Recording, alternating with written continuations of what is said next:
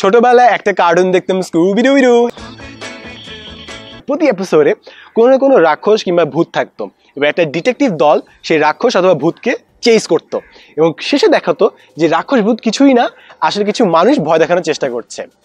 এবং ওই কার্টুনটাতে খুব ইম্পর্টেন্ট একটা মেসেজ ছিল, সেটা হচ্ছে আমাদের লাইফে কোনো রাক্ষস নেই, কোনো ভূত নেই, এগুলো সব এখানে, এগুলো সব আমাদের মস্তিষ্কের সৃষ্টি।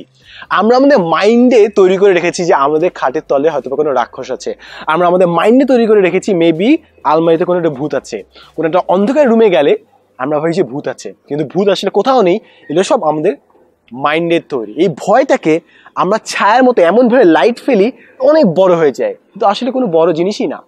এমন অনেক জিনিসকে আমরা অনেক বড় করে তুলি, খালি ভয় না।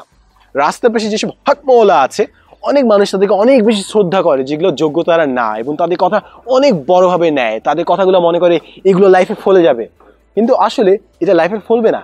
এটা আমাদের মনের একটা বিশ্বাস আমরা তৈরি করে ফেলি যে হকমওয়ালা উনি যেসব বলবে ওসব হয়ে যাবে।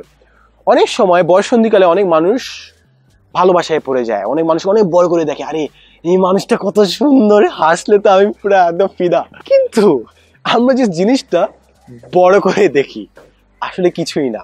এমন বড় করে দেখলে আমরা জিনিসপত্রকে বিকৃত করে ফেলি, এবং অনেক সময় ভয় জিনিসকে আমরা বড় করে দেখে ভয় পেয়ে যাই। যেসব মানুষ আসলে ভালো না, ওইসব মানুষকে বড় করে দেখে আমরা ধোঁকা পেয়ে যাই। তাই আমরা যেন লাইফটাকে যেভাবে আছে সেভাবেই দেখতে শিখি, এবং প্রয়োজনীয় অতিরিক্ত যেন চিন্তা ভাবনা না করি।